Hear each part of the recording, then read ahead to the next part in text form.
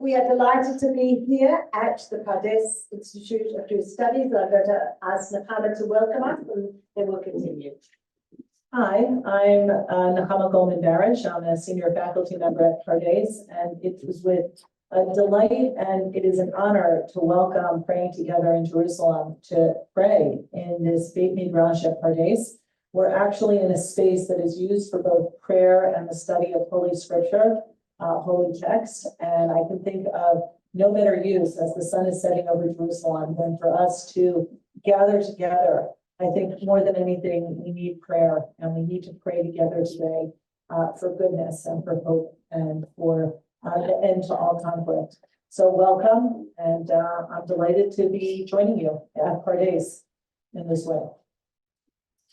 Thank you so much. We're so pleased to be here, and it was just a year ago that we were here last for Praying Together in Jerusalem, and at that time, according to the secular year, it was a year ago, and that time it was Tu B'Shvat, the festival of the harvest and the beginning of the new year. It hasn't worked out this year at that time, and so we are continuing this year, as you know, and those of you who are on Zoom certainly know the situation, that we decided to meet every week rather than just once a month since October 7th. And we have found that the number of people who've been joining us on the Zoom, and today are similar numbers on the Zoom, you know, in their 30s, and people will join us late, we know that, as well as the people in this room, because exactly as Nechama said, we've felt the need to pray together and to be together. Perhaps more than ever, certainly more than since we started praying together in Jerusalem about 7 years ago now. And we had been meeting monthly. But although it was October the 7th and the events here in the Holy Land that motivated us to begin to pray weekly together, we don't forget that there are other places in the world that also need our prayers. When the war began in Ukraine, Elijah Interfaith sent a delegation of interfaith leaders to Ukraine to do praying together, to pray side by side. And we responded that way. So we are keeping in mind also the people of Ukraine. We're aware that there are wars, there's hostility, there's sickness, there's oppression in so many places in the world. So although we are, of course, more deeply touched because it is here, we are aware that we don't just pray or learn for ourselves. And we decided to study the theme of the dignity of the human person, and particularly the difficulty of upholding the dignity of the human person in times of conflict and struggle. And so we've been turning to teachers from different faiths. We've had so far 6 different faiths represented, different faiths and different places in the world, sharing with us their teachings on upholding the dignity of the human person, particularly in times of crisis. And when we were going to come to Pardes and the students nominated Nechama as the teacher they would like to hear from here, I turned to her and said, the theme is the dignity of the human person, and she responded so enthusiastically, saying that's a fabulous topic. And it is a fabulous topic, but Nechama, I'd like to start by asking you, why? What is important about this topic for you? What did you, when I said the dignity of the human person, what did that mean to you? So over to you. So really, I appreciate your question. I'll say for me, it really takes me back to the first chapter of Genesis, Bereshit. It's something I actually learned even today with students. It's a chapter I return to over and over again. The creation of Adam, the first creation, where God creates Adam in the image of God, B'Tselem Elohim. It's something I try to reflect upon every day. The idea that each one of us is created with the divine within us, and when we emerge into the world, that after I'll actually go back a little bit. One of my fields is fertility and helping couples conceive. Some of the technicalities of Jewish law involved, but the idea that there is a beautiful passage in the Talmud that after God creates the first human, man and woman together join in creation with God, so that it's a three-part endeavor forever after of man, woman, and God in creating every child that's born thereafter. And that idea that everyone is born with Tselem Elohim in the image of God, to me, should really be first and foremost in our mind. And it doesn't matter. I mean, I know we each have our religions and we each have the particular relationship we have with God. But if we would only go back to the first chapter of Genesis and remember that regardless of ethnicity, race, gender, color, religion, we are all unanimously, uniformly created together as partnership with God. Right? God gifted us with the ability to create, and we do it in partnership with God, and there's no distinction who we are and where we live. And if we can only allow that to lead when we interact with human beings, wow, what a different world it would be, that we are all equal in the eyes of that, in that moment of creation before God. So, Nechama, in addition to that opening, which I don't think it will surprise you to know, but we've heard that from Christian sources, from Muslim sources, and similar related ideas also from the Hindu and Buddhist schools of thought.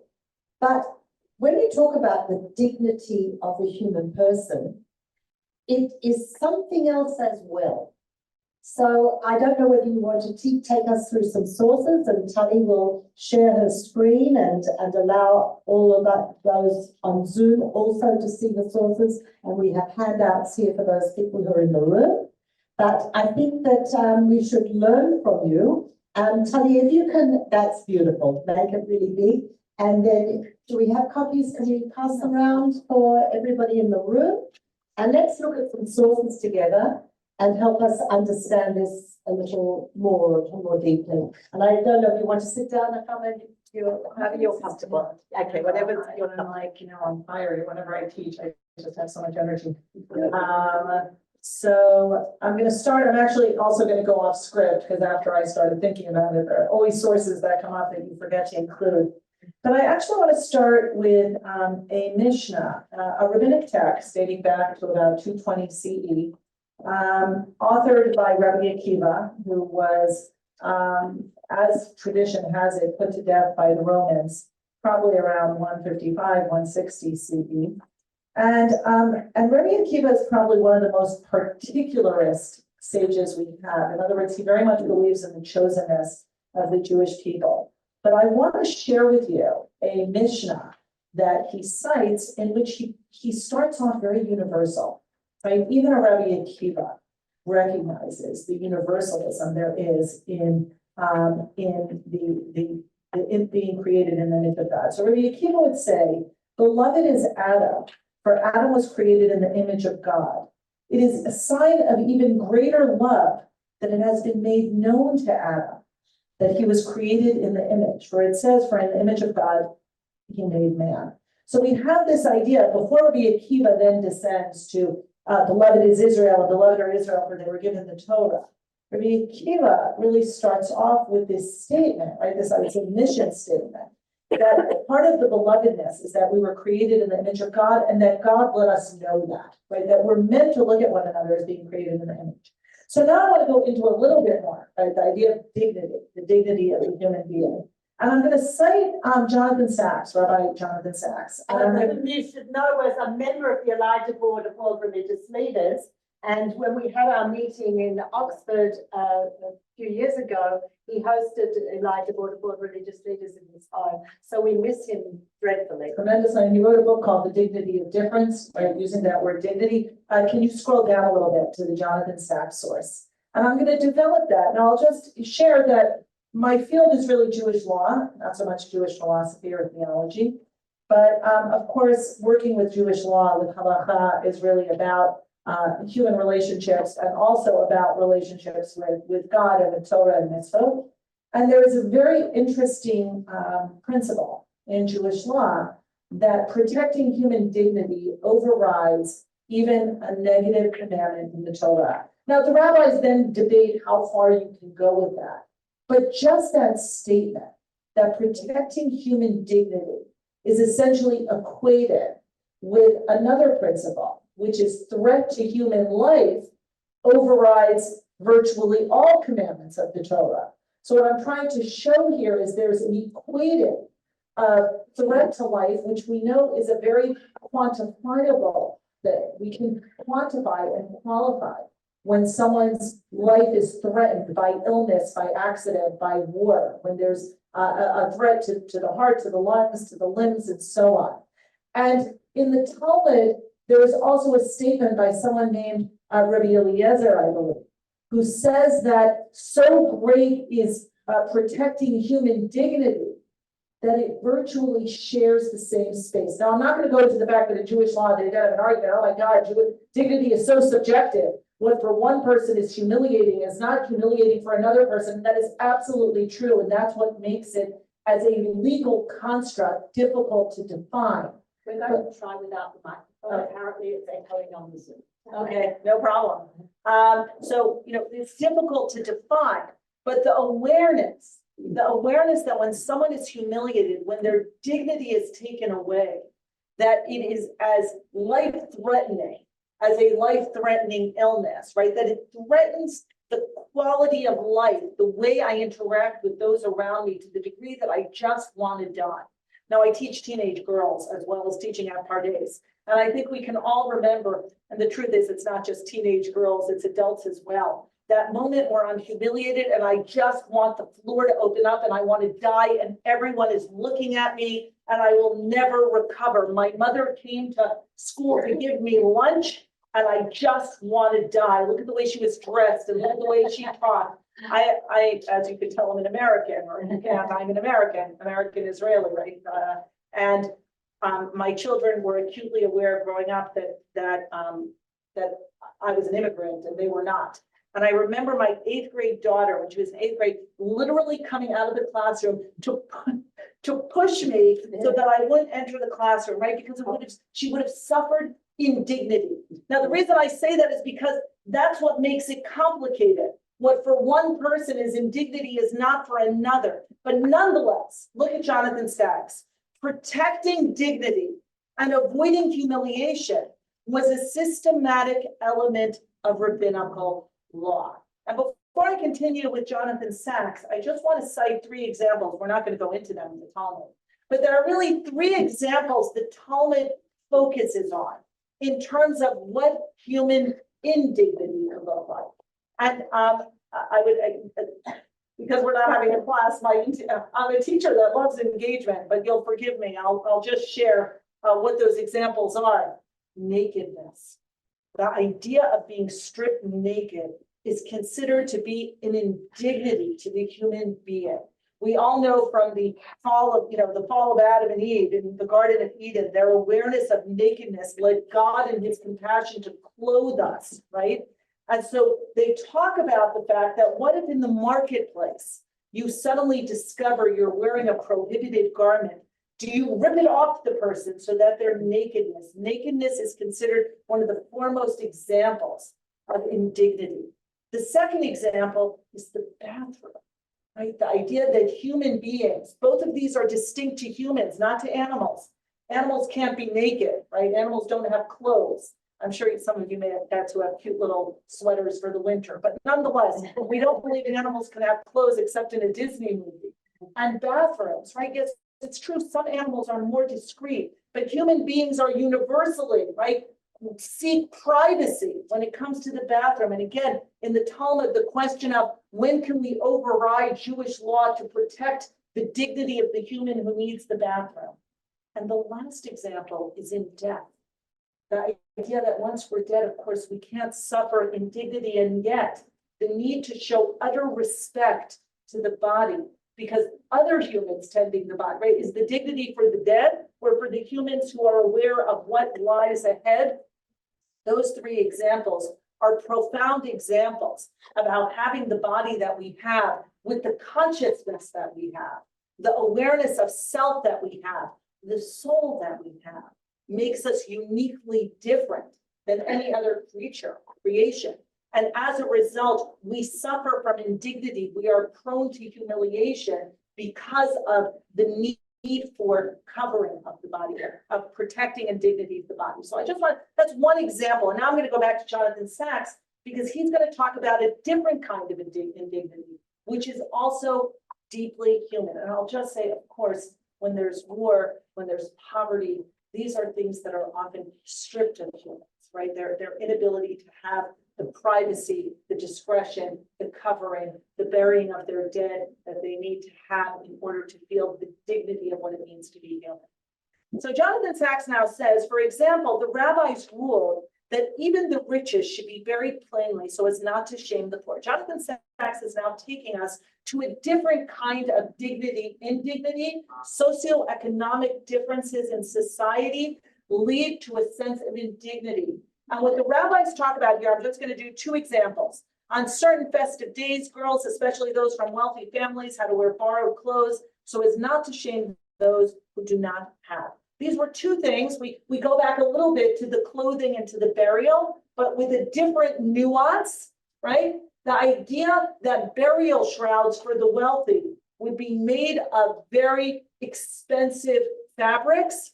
And we know, right, burial actually is not an inexpensive venture.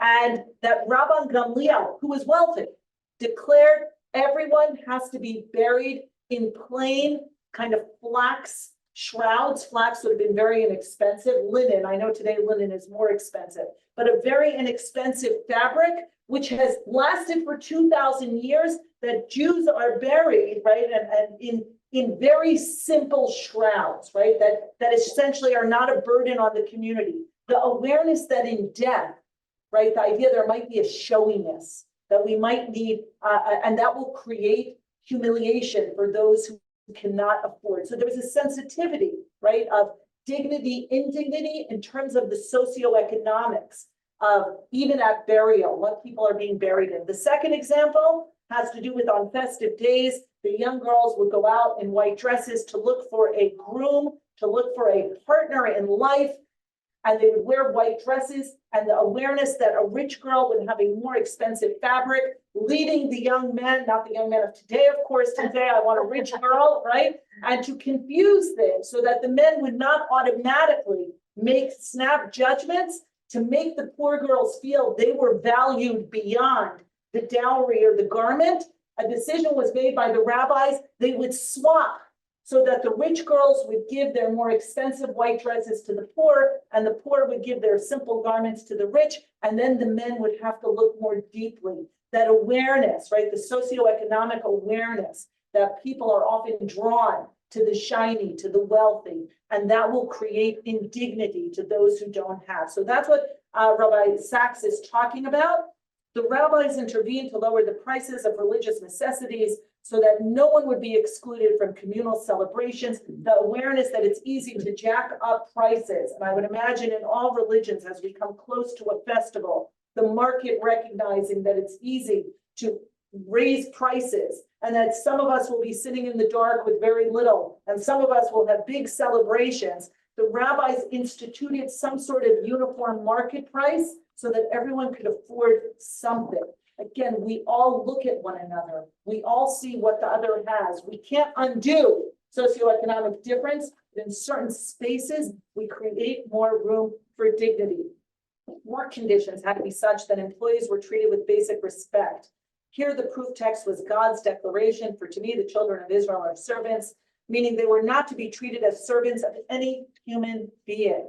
The idea that if we're servants of God, if we're all servants of God, that we don't have the right to impose a kind of slavery on another person because that person too is a servant of God. And so there then is an equality between human beings. Halavai, that utopia he's describing should have been true, but it should be true. But freedom presupposes self-respect, and a free society will be one that robs no one of that basic human entitlement. And so very beautiful words. And ideas, and the idea that dignity both has physical manifestations for human beings and very much emotional, social, relational manifestations that we have to be aware of when we interact with people in society, when we build our societies. I actually have one more source, but do you want to, Peta, where do you Well, want to I think that what you brought to us is fabulous because it's a different take from what we've had so far. But one of the things that is striking me about what I'm learning from you is that these issues of dignity are at every moment, in every place. They are universal and cut across, I think, cultures, civilizations, time periods, history, everything. Mm-hmm. If there's something that our sources or the sources you brought can teach us about when all of this is challenged, when we're in challenging situations, abnormal situations. So I'm going to bring a source that's not in the source packet. I'm going to actually bring two sources, but I'm going to start with one. So Tali, you might want to stop sharing the You can screen stop for a sharing the moment. screen and I can send the extra sources if anyone wants them. Thank you. I'm going to go to the tractate of Gittin in the Jerusalem Talmud, and I'm going to go to a period of time in which there's enmity historically between Jews and non-Jews. And I want to read a passage that I think is profound and very naturally segues with everything I just said. A city in which there are non-Jews and Jews living together. You appoint collectors of charity from the non-Jews and collectors from the Jews. And you collect from the non-Jews and Jews in order to support the poor non-Jews and Jews of the city. And one visits the sick non-Jews and the sick Jews. And we bury the dead non-Jews and the dead Jews. And we comfort the non-Jewish mourners and the Jewish mourners. And we launder the clothing of the non-Jews and the clothing of the Jews because of Darkei Shalom, ways of peace. And I want to talk for a moment because obviously this is not a city where people are at war. Okay, if we were at war, this would be virtually impossible.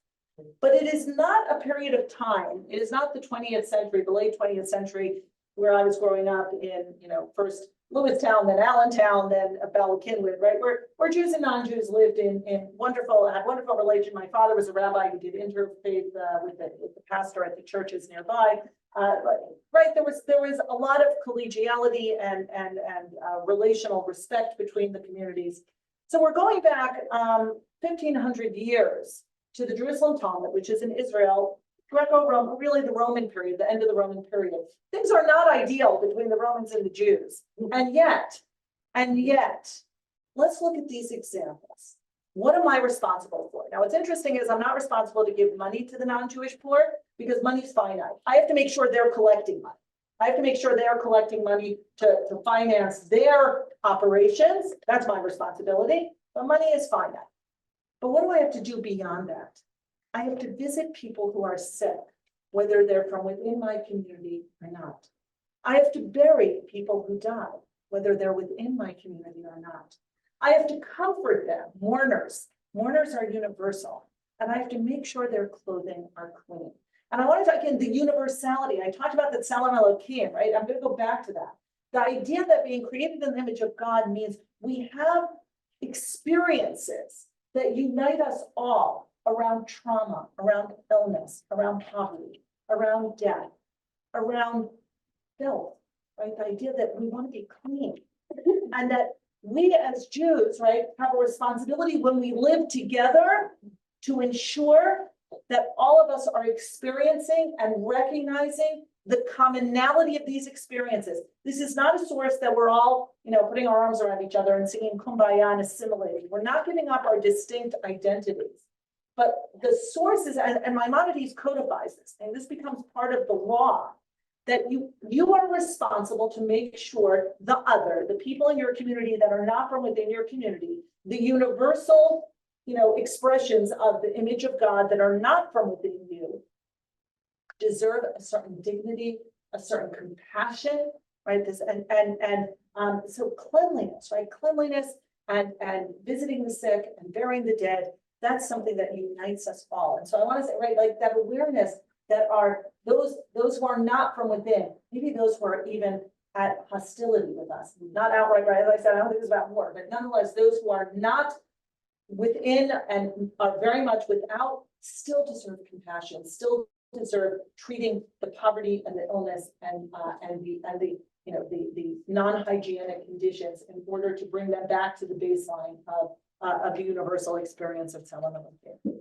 And that is very powerful, very beautiful. It all sounds great in principle. In principle, yeah. So Right. is it realistic? Do we look at the other and see the Tzelem Elokim, the divine image? And particularly, do we do that in these times of hostility?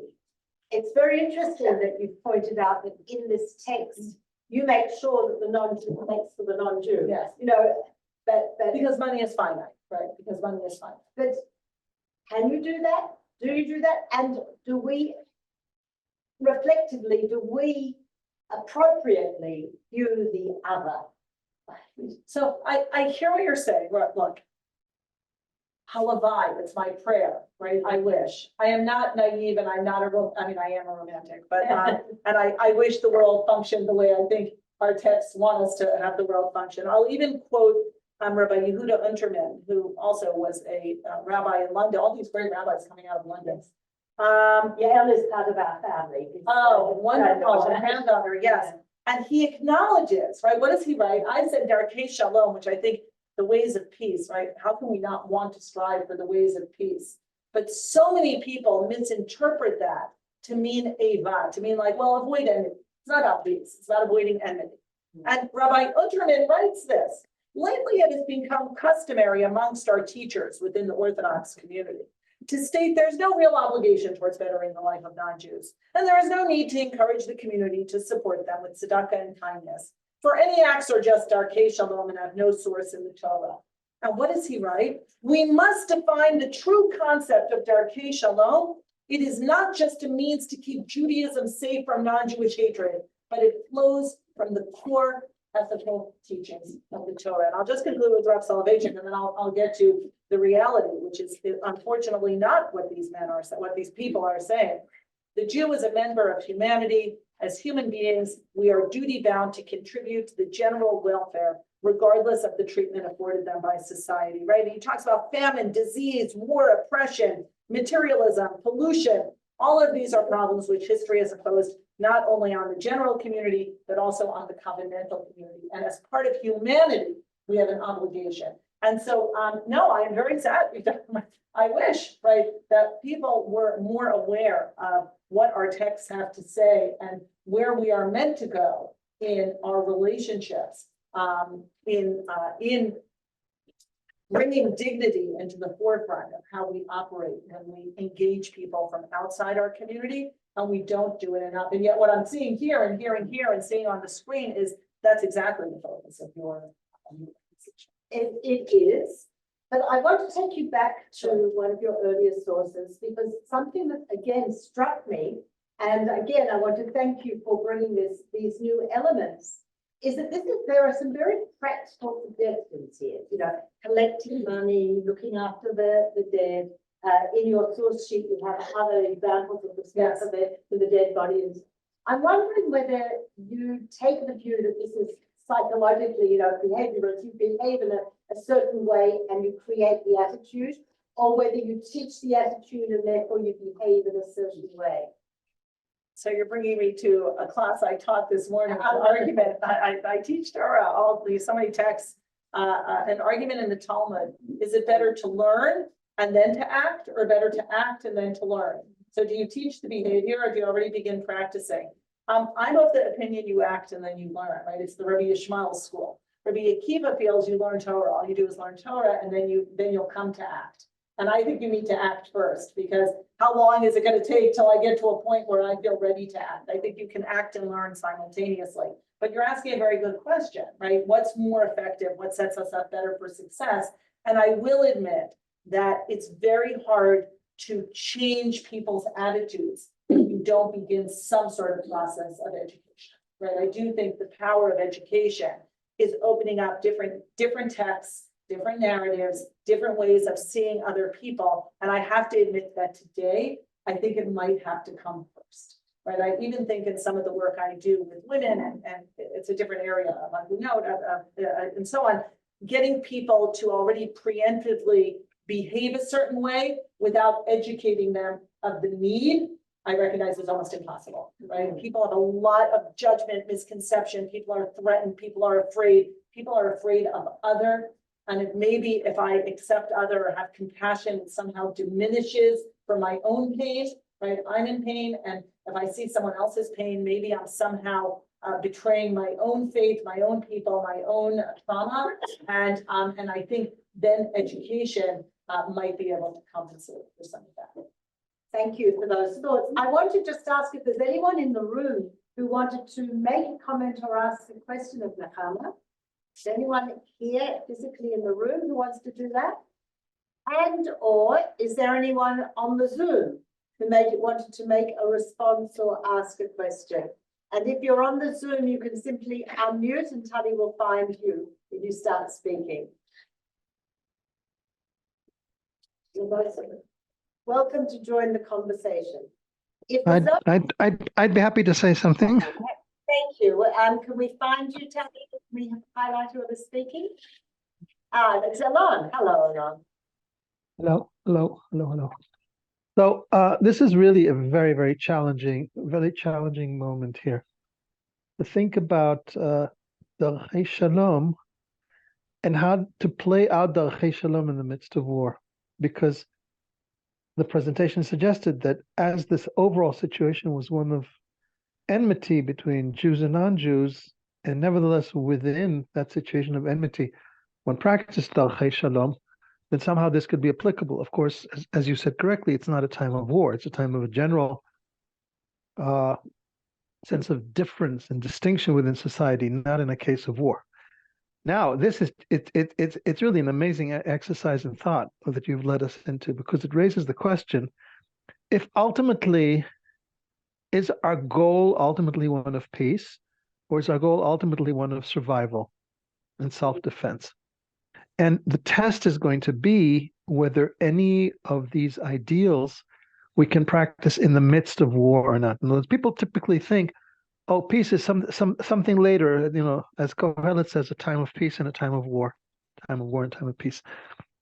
So the immediate thing that comes to mind is the sense of consoling, of nichum avelim, that you console for the death. Now, the death of the non-Jew for the sake of peace. Now, what that really means is that if our sights are set on peace, then we are invited to consider how to give public expression of sorrow to the loss of life on the other side, and how to express condolences, especially in situations if we know that people have died accidentally.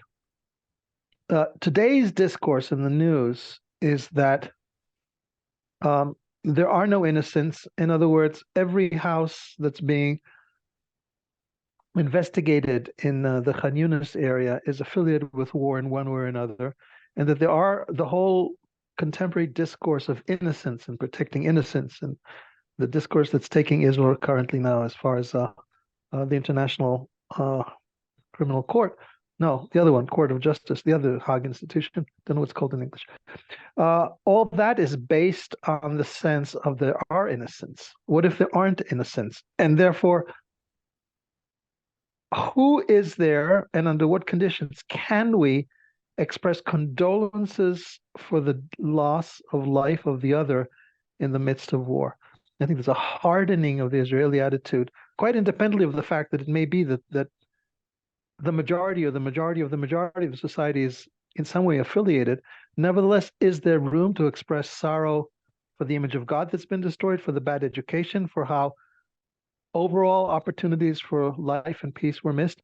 And how can we practice nichum avelim, condolence, for the death of the image of God and of the other in the midst of war? I think this is what this is challenging us to think.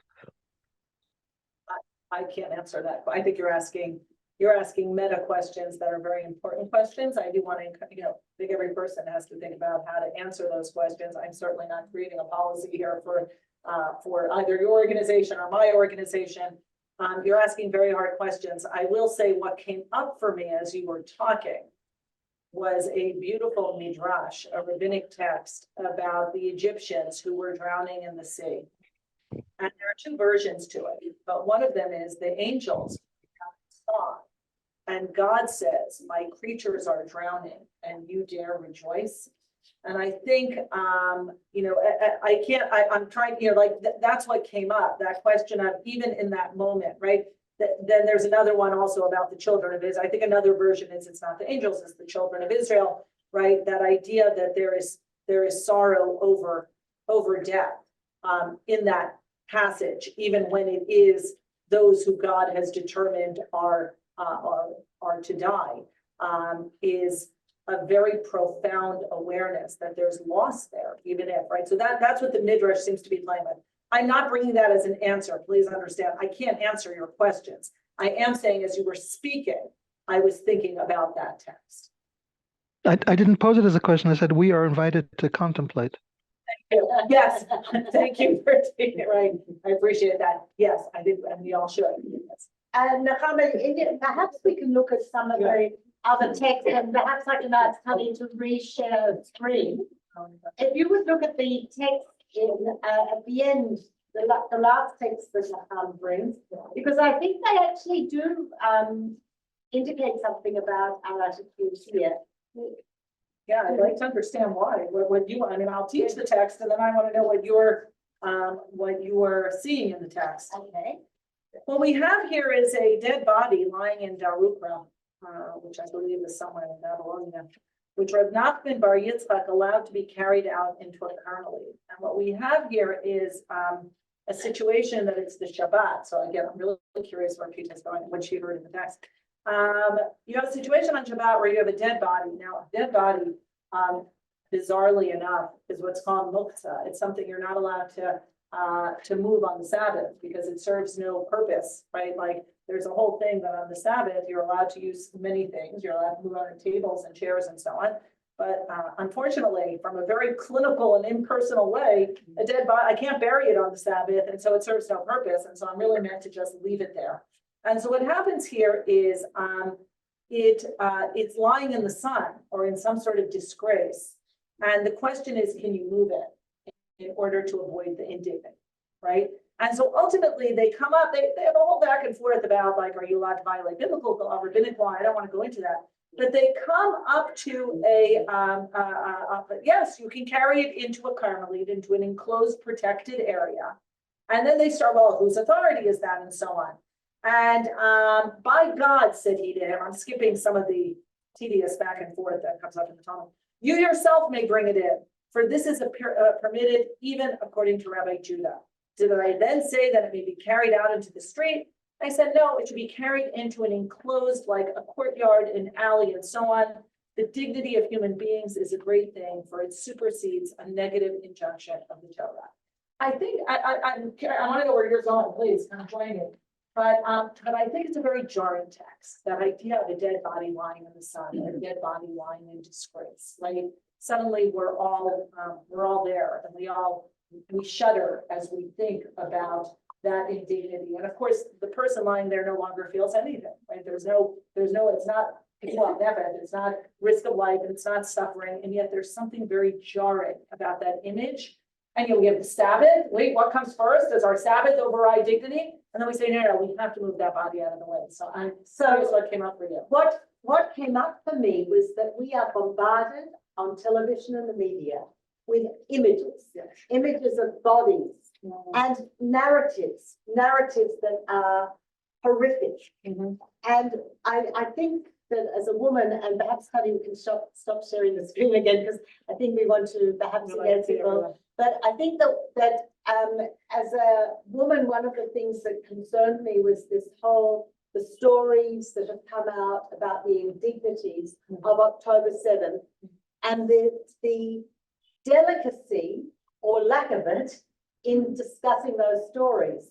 I know that in the feminist movement, Jewish feminist movement, one of the problems was we didn't hear on September 7th or 8th, October 7th or 8th or 9th or 10th about these stories because people couldn't talk about them, didn't want to talk about them. And it actually took the New York Times to several months and to actually do the expose. And now we have the talking, but talking was one thing, talking of those indignities, but seeing the bodies on our television, day after day after day. I think in this world, is that a good thing, or is that something that the text is talking about? The indignity of watching and seeing dead bodies. Right, and then the kind of grotesque fascination. Grotesque fascination. Yes, I think The tourism to the destroyed kibbutzim is Yeah. something that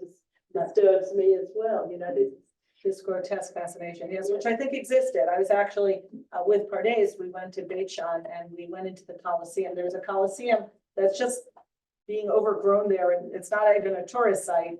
And yet I have to say, I walked in and I could hear the crowd, like there are some sites I go to and it does nothing, but somehow the death, the smell of death, the desire to watch death, like that, the fact that you have all these seats high enough above that neither the gladiator nor the lion can get out, right? Like this glorification of watching someone die in a terrible, terrible way, right? It's not 2,000 years ago still, right? And I think when the Talmud shows so much respect and this consideration, it's against that. It's pushing back against that there is a grotesque fascination with death and with dead bodies and with necrophilia and so on. It's not new. It's manifesting itself through social media in an exponentially greater way than it ever has, but it's not new. And the question is, how do we take back the dignity that is really afforded these people, right? And that's something I think that we can all do, right? That's small. We can start small. How do we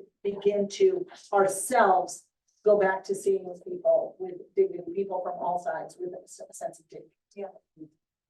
Again, I'm opening to questions or comments before we move on to our formal respondents. Is there anybody who would like to make a comment or ask a question either in this room or on the Zoom? Yes, please. Please introduce yourself. I'm Lisa Stern. I'm a student here at Pardes. I'm a rabbinical student at Hebrew College in Boston. I've been studying here for the semester. I got here October 2nd. I think there's a fine line, because I think bearing witness. If you would stand up so that people on the Zoom can see you speaking, that would be great. I think there's a fine line between relegating it, calling it tourism of these sites, and bearing witness to people who suffer, because I think there's giving dignity, and I've listened to testimonies because I think it's giving dignity to, and also listened to people within Gaza who have lost people, and I feel like hearing testimonies from all the people who are suffering is giving dignity to the people who are losing. So I think we have to be careful in saying in just dismissing it as glorifying, but I think it's also honoring the people who have lost their lives. Yeah, and I'm going to agree with you that listening to testimonials, and I think even going down and seeing the site for some people is a way to witness, as opposed to, I think, for the masses to be viewing images that, again, I'm not talking about the police or the UN or whoever, officials who need to gather evidence. The difference between visuals, like kind of a fascination with visuals versus listening and trying to understand the degree of loss, and the human, like the individual losses are so important. I absolutely agree. I would just distinguish between a kind of voyeuristic fascination that happened afterwards with looking at every grotesque image that could be, and the understanding that many of these people did not have consent, right? You were watching things that no one perhaps should have watched, and yet it was very much out there. I'm not judging people who did. People got sucked up into it, but the distinction of what you're describing, which I think is absolutely essential, bearing witness, testimonials, absolutely. I think there's a difference, so I just want to clarify. Thank you. Yes, Yeah. I'm very grateful for your comment, because this is again, when we're looking at the dignity of the human person, I think that's always here. Therefore, the balancing with Shabbat, but there's always balancing going on in all our values and the explanation of them. Yeah, absolutely. Aidan, thank you. And would you stand up so that people on the Zoom can hear you? I'm Alden. I'm a student here. And a teacher. And a poet. What was raised, I think, by the question And some of the comments leaves me with sort of a challenge of how do I show compassion for someone else, honor their dignity, when I made up the story in my head, or maybe it's true that they're not going to show me compassion or honor my dignity. How can I still offer them, you know, their right, their inalienable right to be seen but Elohim in the image of God, regardless of what their politics are, regardless of what they do or say. And I got that problem with people on the right wing of every philosophy. So, you know, how do I do that? So again, I can't give, you know, these are hard questions that I think all of us who are seeking will have to find voices that speak to us and texts that resonate. I will say, going much longer, again, we're out of time. This is an enormously challenging situation, right, for everybody. But I will say I've been often moved by parents of children who were murdered, finding a way to forgive the murderers, like going to the jails and being able to forgive. And again, there's been much written about that and that process and why they go through that process. And I will say that that's an astonishing thing. Again, this is much bigger. I don't know if you can compare, but I will say there's something there that you know the murderer doesn't necessarily even regret what he did, and yet I'm finding a way to forgive him or her. And I think there's something powerful in that space that I've read enough of the story. Right? People have written about this, and articles and books written about this. It's very, very powerful, and it's very hard to understand from the outside looking in. But that doesn't mean there isn't a similar process we might be able to go through. Again, I don't know right here and now, but maybe it is time to begin trying to look for text sources, voices that help us do something. Right, grow somewhere within ourselves, something. Well, I think you've certainly brought us some fantastic food for thought. And we're now going to have two responses from people here in this room. Unfortunately, Issa didn't hear the full presentation, but hopefully after Geert has made his response, you'll still be able to give us a brief Muslim response to what we just heard. Geert is my newest Christian friend who's come here from the Netherlands to represent the Netherlands Church here in Jerusalem, replacing many of our dear friends, including Art, who's a dear friend of this organization. And we're very pleased that you're here. And Geert has agreed to give a Christian response to your teaching, Nechama. So if I can invite you to take the. Well, thank you very much for inviting me to be here. I think I just met the first person who also arrived on the 2nd of October, because we arrived as a family also on the 2nd of October.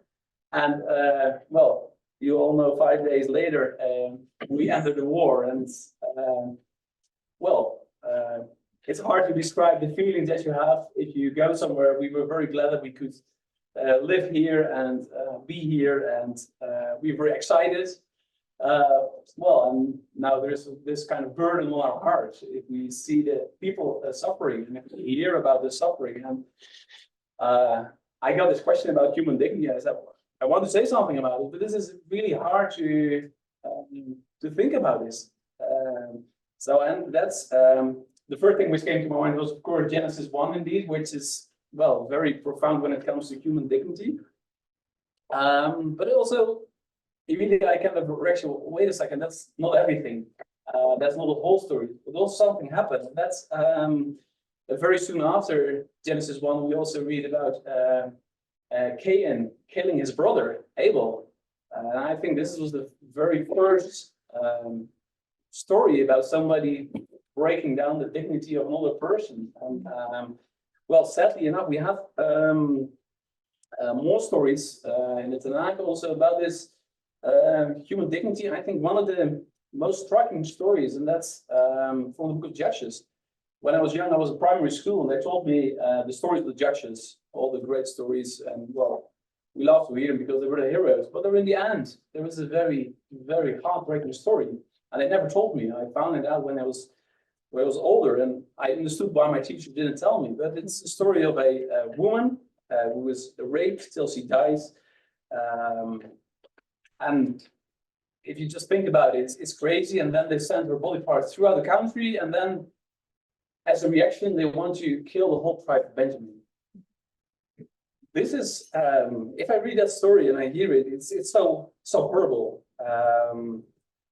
And then in the end, the book of Judges ends with, there was no king in Israel. So the perspective is we need a king, somebody who guides us. And well, I think in a way the kings did, but as the story continues, it didn't last forever. And for me as a Christian, this story from the book of Judges calls out for the Messiah, the king from the house of David. And that comes, I think, my Christian perspective as well. For me, this is especially relevant when it comes to the incarnation. We just had Christmas, where we believe that the Logos from God came to this world. He became flesh. And I think that strongly underlines the human dignity. God doesn't stand far away from us humans, but he kind of enters our human realm. And when you were talking, I didn't prepare that, but the story, it was a very moving story in the Gospels about the Good Samaritan. Well, this is, I think that the story which really made me thinking, because it's about all kind of aspects which have to do with human dignity. The question, Jesus got a question from someone, what shall I do to inherit eternal life? And then Jesus, as a Jew, answers, what's written in the law? What's your reading of it? And then the man answers, you shall love the Lord your God with all your heart, with all your soul, with all your strength, with all you want, with all your mind, and your neighbor as yourself. Well, Jesus gives a very short answer. You have answered rightly, do this and you shall live. And then he answers the question, but who's my neighbor? And then Jesus tells a very famous story in which first there is the man, he's robbed. So again, his human dignity is broken. They throw him away, so he's, well, starving there. And then they took off his clothing. So this is very interesting because I never thought about it, but now I'm reading this, I think, hey, this is what you just also showed from the Jewish source, that nakedness is also taking away human dignity. They leave him. Well, then first the religious leaders are coming. So a priest is passing by, a Levite. They look away. And that's also where Jesus is kind of, I think, mirroring people, because a certain Samaritan, as he came where he was, and when he saw him, he had compassion. So Jesus kind of turns the whole story, and I think he makes a great mirror, because the Samaritans, the people didn't like them. I think if Jesus would tell the story today, he would maybe say a certain Palestinian came. Or if it would be in a group of Palestinians, would say a certain Jew came and had compassion. And this man takes care of him. And he's doing this in a very lovely way. He's taking care of his wounds, pouring oil on it. He uses his own animal to bring him, and well, even paying money for him to be cared for. So he's doing everything as a human, a fellow human. And well, that's, I think, what we are called to be as well as human beings, and to do whatever we can to show the dignity to others. This is your first participation in Praying Together in Jerusalem, and I thank you so much for your very thoughtful response. This is not Issa's first participation, but we're very pleased. It's the first time I think we've been in person with you, and Issa's going to offer a brief Muslim response to the discussion today. And again, I want to thank him so much. He suffered a bereavement in his family today, but he is here sharing with us. So Issa, I'd like to open the floor to you. Okay, thank you very much, Rita. My English is not very strong, but I will do my best to express myself, especially when we talk about theological issues, because English is my fourth language. And a long time I didn't speak English anyway. How are you? Remember me? I do. Yeah, I used to be the chairperson of the ICCI for many years. And together we joined a lot of activities together. You know, the ICCI is the Interreligious Coordinating Council in Israel. We had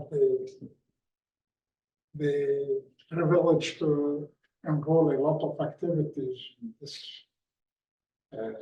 this field for more than 25 years in Israel, America, and many other places, even in Australia, where we met together in Australia and Melbourne and so. Anyway, in spite of that we lost somebody in our family today, I just to come and to join you this evening, because for me it's very important to be this night with you. Why? Because, you know, since October the 7th, we are living in such a dilemma in our life as Israeli Muslims, Israeli citizens living in Israel. And across the border, there is the war against our brothers as well, the Palestinians. But from the other side, what happened in October 7th, it was against our neighbors, our citizens, that we showed them the citizenship as Israelis, where there were Jews as well as Arabs, Muslims, within the whole issues of the whole, let me say, the massacre took place there. And today we are talking about this night, we are talking about the human dignity. And I want to focus upon our friends' important point you just mentioned, the power of education. It's very important. And me, myself, as an educator for many years, principal of high school educator, I believe we share the three monotheistic religions, the power of education in our religions to keep the dignity and the values of the human being within our education system. But what happens that there are some people made a lot of corruption in the system where we let politics to be interfered and everything is corrupted. But when we talk about the pure values that we share as Jews, Christians, and Muslims, we are talking about the same thing. To keep the dignity of a human being, we don't talk about the dignity of a Muslim or a Christian or a Jew. Why? If there is a verse in the Quran, the Holy Book says, I would say it in Arabic that I translate. بسم الله الرحمن الرحيم يا أيها الناس إنا خلقناكم من ذكر وأنثى وجعلناكم شعوبا وقبائل لتعارفوا أن أكرمكم عند الله أتقاكم. I like this verse a lot. It's talking, hey, human being. It doesn't mention, hey, Muslims or Arabs, whatever. Hey, أيها الناس. Hey, human being. We have created you as a male and female in order to be introduced to each other as nations and tribes. But nations and tribes, but who is the closest to God? Those who keep the dignity of the others. Okay? Who makes goodness with the others and who keeps the fear from Allah, from God. So this verse, I think, expresses a lot of meanings as a human being. And we just remember when we wrote that paper, that booklet about different resources and common values, we mentioned this thing a lot in that small book, because at least we are human beings. we share the same feeling. When there is something against us as a human being, we don't say it's against me, not against my neighbor. No. When there is a catastrophe somewhere, catastrophe is against all of us. When there is a war, we are affected by this war in our heart, in our imagination, of everything. So at least let us think in a logical way that nevertheless of everything, we should separate our feelings and our values of what's going on in the political arena. Because politics, as you know, is something else. You may agree or not agree of what's going around from this side or the other side. But at least, in spite of everything, we should keep the humanitarian feelings, keep the dignity of people in life and people after death. Because all the religions supporting this point to keep the dignity of the human right, or for human being as in life and after death. And our common values, we share the same thing, to keep the dignity of the people who passed away, the body of the. So you said something so profound here, I just want to echo it. And that is, if we are all created in the image of the divine, and we all have something of the divine in us, that means we are actually united with one another, bonded with one another, and that need to uphold the dignity of each human being, because each human being is sharing something profound in the divine spark. So your words are very meaningful, very appropriate, and very beautiful. We are praying together in Jerusalem, and we're going to now transition from the learning to the praying. And I might ask you to stay here. Together and with the Imam, the former Imam of Abu Ghosh, the Grand Mosque, Sheikh Jamil, and I asked him, even he doesn't speak English, but I told him to choose a prayer for us, focusing upon the issue of human dignity and peaceful life.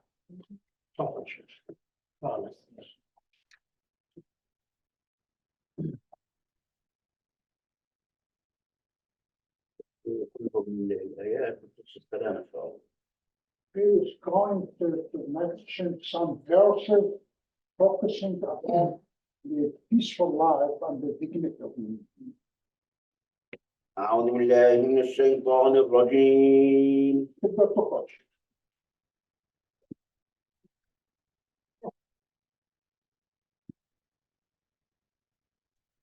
أعوذ بالله من الشيطان الرجيم.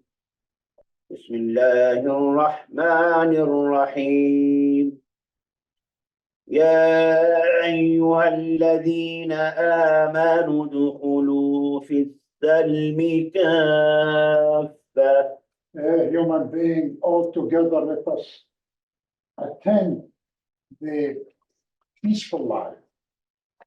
ولا تتبعوا خطوات الشيطان. Don't follow the sonatic steps. إنه لكم عدو مبين. The sonatic is your enemy, الشيطان. The Satan. وإذا جاءك الذين يؤمنون بآياتنا فقل سلام. كتب ربكم على نفسه الرحمة أنه من عمل منكم سوءا بجهالة ثم تاب من بعده وأصلح فإنه غفور رحيم وقيله يا رب إن هؤلاء قوم لا يؤمنون. بس طارق بتفسر الآية هذه لأنه هم كثير.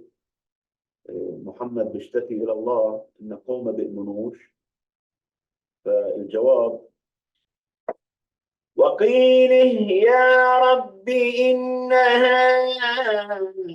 هؤلاء قوم لا يؤمنون فاصفح عنهم وقل سلام فسوف يعلمون.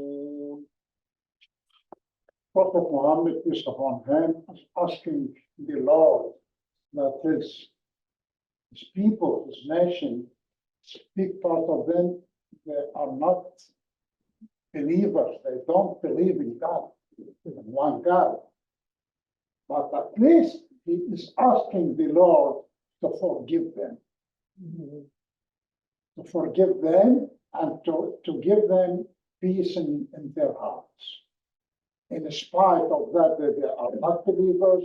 They didn't accept his message, but in spite of that, he is asking the Lord to forgive them.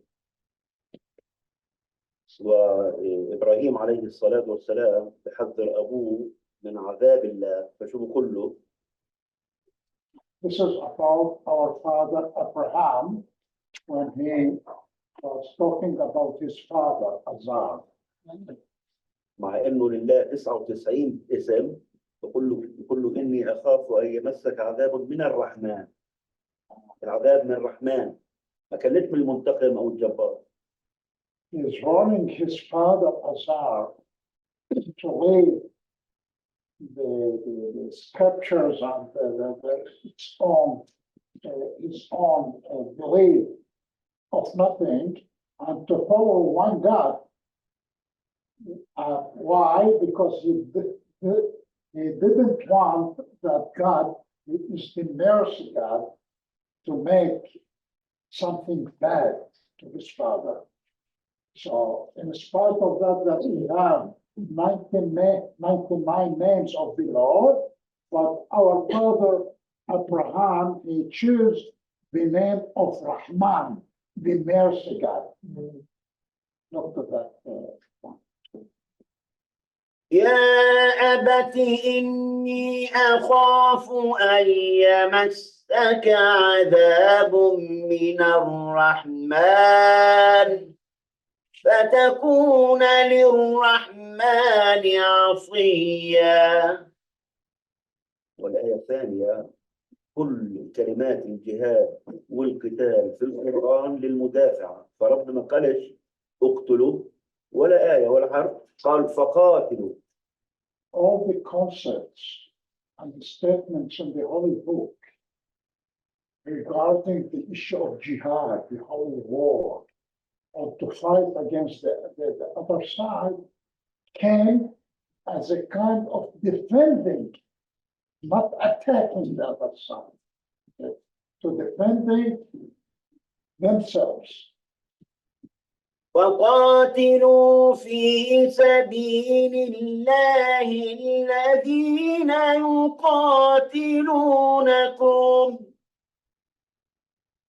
الذين يقاتلونكم ولا تعتدوا. والآية الأخيرة التي معنى أنك تشرحها إن شاء الله، يعني حتى جهنم في القرآن الكريم بعكس ما صورها الشيوخ، لأن جهنم يوم القيامة تشتكي من قلة زوارها. يقول تعالى يوم نقول لجهنم هل امتلأت فتقول هل من مزيد. إن أكثر الناس في الجنة وقلة من الناس في النار. يعني اللي طبعا. It's talking at least in the last day when there is heaven and hell. expression in the whole book, showing that the heaven will be full of people. Why? Because God is a mercy God. And the hill, God is asking the hill, are you full? Will say, no, I am not full. But if there are non-believers, you can send them here. It shows that most of the people will go to heaven, and most of the people will be believers. Believers, nevertheless, they are Muslims or other religions, believers. بسم الله الرحمن الرحيم قل هو الله أحد الله الصمد لم يلد ولم يولد ولم يكن له كفوا أحد بسم الله الرحمن الرحيم قل هو الله أحد الله الصمد لم يلد ولم يولد ولم يكن له كفوا أحد بسم الله الرحمن الرحيم قل أعوذ برب الناس ملك الناس إله الناس من شر الوسواس الخناس الذي يوسوس في صدور الناس من الجنة والناس صدق الله العظيم. وآخر ما أقوله باختصار شديد، المشكلة ليست من الدين، بل كل دين عنده ناس سيئين يفسرونه وفقا لمصالح سياسية. Thank you. Please. Please, there's nothing wrong with the Holy Ghost, but the wrongness is upon the group of people who translate or interpret the Holy Books in a different way, in a negative way. Thank you, Shukran. It's been a real honor having you here. And Sister Rita, to whom is has a relationship with him, is a long-term relationship, and I was not aware of the relationship. Yet I've invited you both on the same day. Sister Rita is a long-time member of this family, of the Praying Together family, almost I think probably from the beginning. And she's going to offer a Christian prayer this afternoon.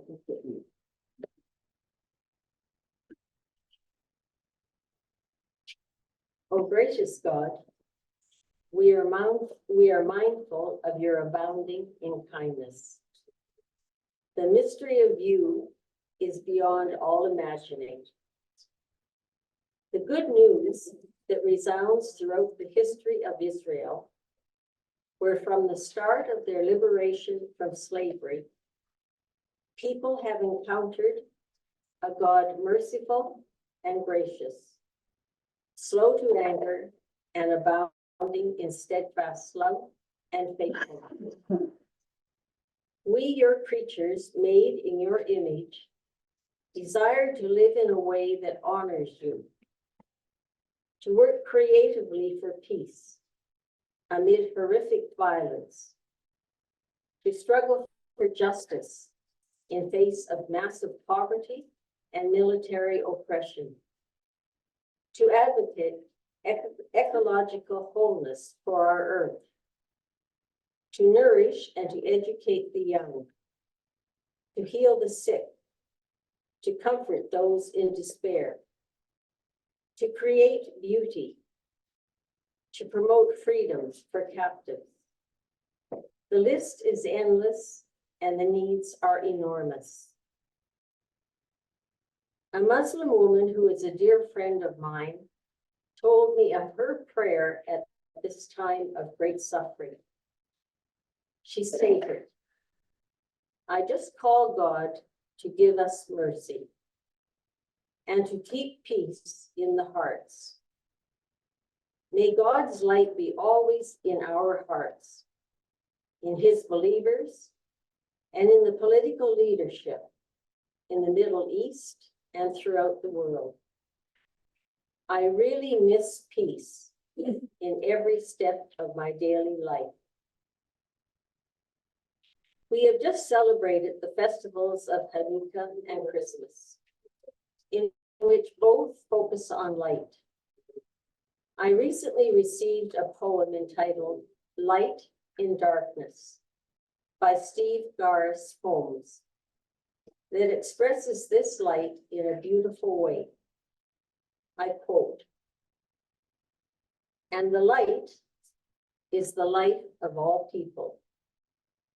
In Gaza, in Ukraine, in Sudan. The light shines and the darkness can't overcome it. In those who trust, who hope, who heal, who bear witness, the light shines.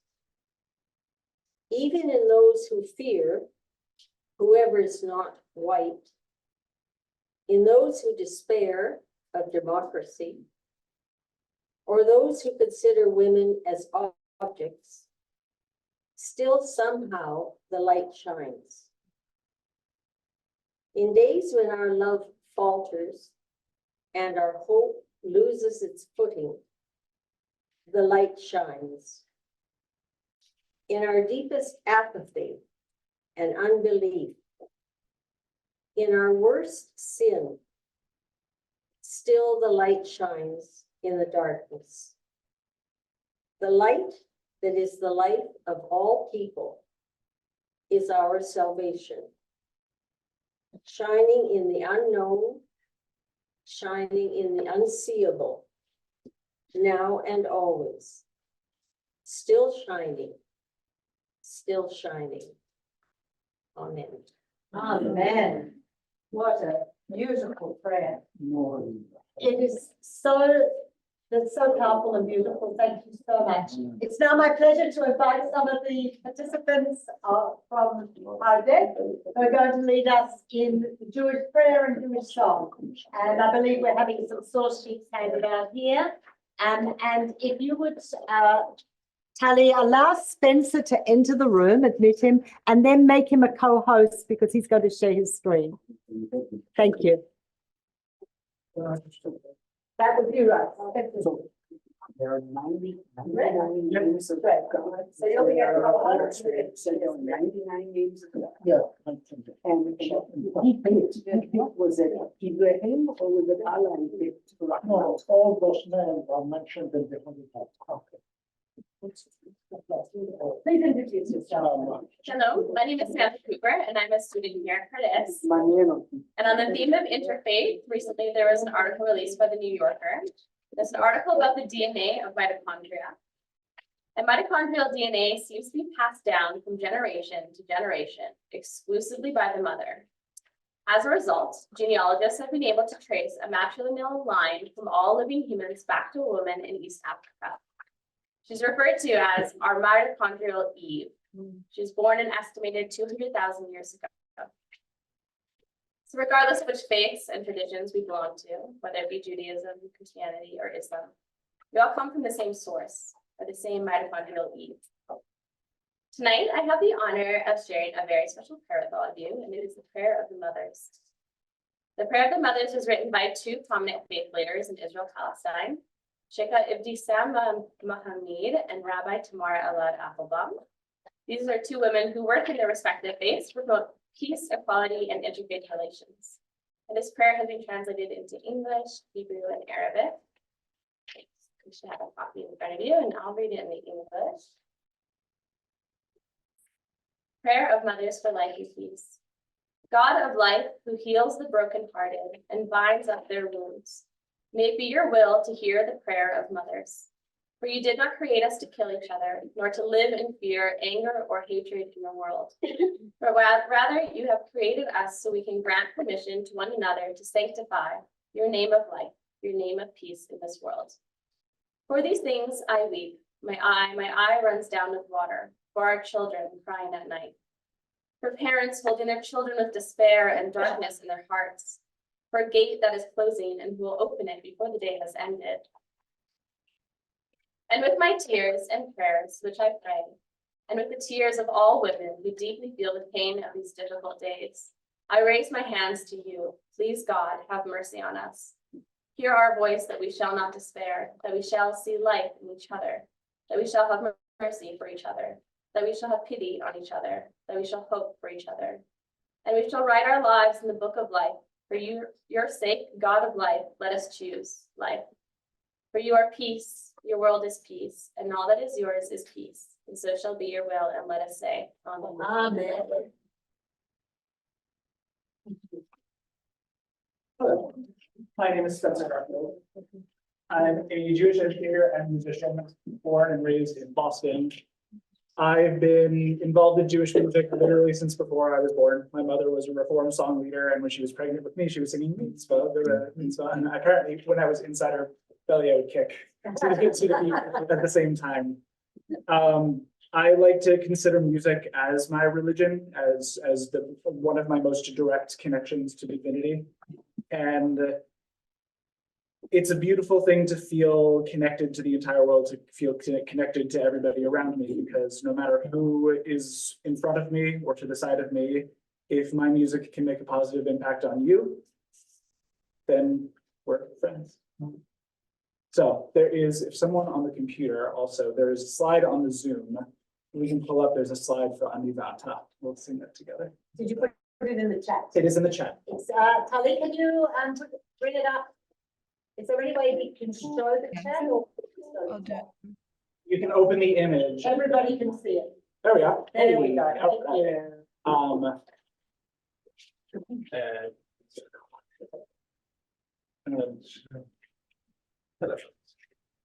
It's really quick. And then we'll sing together. It'll be wonderful. Go for maybe Okay, there we go. that no matter who we are, no matter where we're from, we can.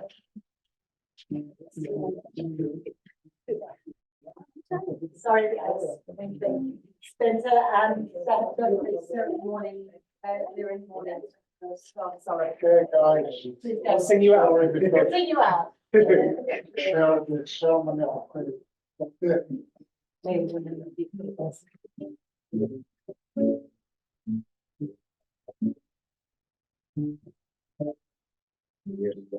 Spencer, maybe you could say what you wish. It's a classic Israeli tune talking about how you and I, everybody here, will change the world. We do it together. It doesn't matter when exactly how it happens. There are hurdles that we're going to face, and that doesn't matter as long as we're together, making music, being with each other, building community. The rest comes with it, as long as we have our eyes open.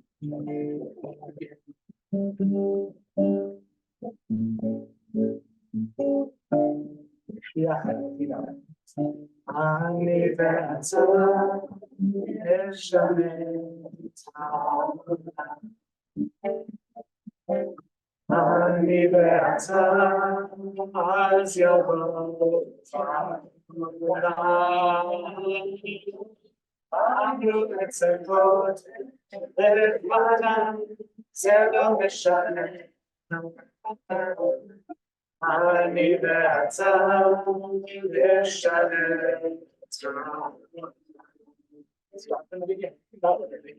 Doesn't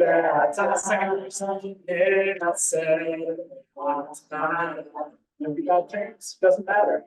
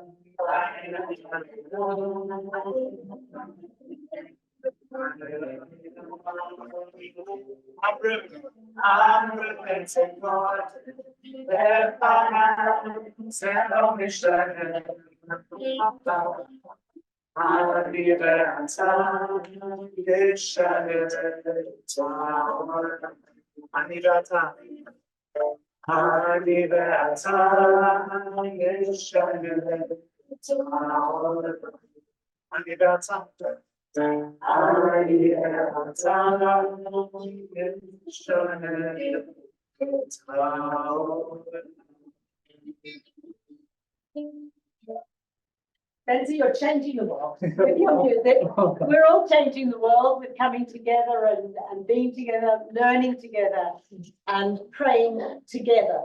I think this is something radical, small, but we can do it and change the world. We hope for a better place.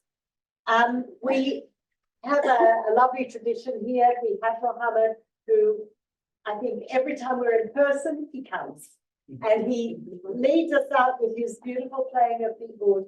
Before he starts, I'm going to invite him to sit, but before he starts, unfortunately, we know that the microphones for the Zoom don't always pick up the music very well. But before he starts playing, for those of us who are privileged to enjoy the music, I'm going to ask Tanya if you could put us all on the gallery view. And if we could see each other, everybody who's on the Zoom. Just let's get a sense of people who are here. If you can, I know not everybody can turn on their camera because some of you don't have good enough connections to do so, but if you can turn on your camera so we can see many of you who are there and you can be part of this community, then let's just take a breath together in silence, in gratitude for having been together. Just the gratitude of having been together.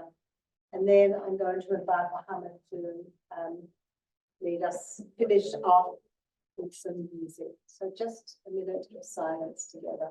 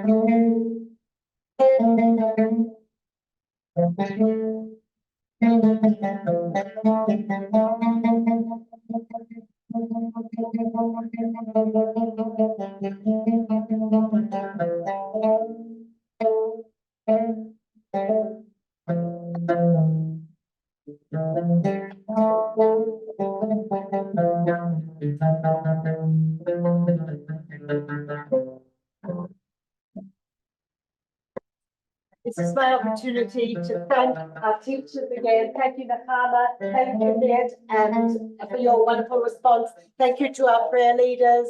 Thank you to Vitali. Thank you for those who contributed. And it's been lovely having you here. We will be back together on Zoom next week.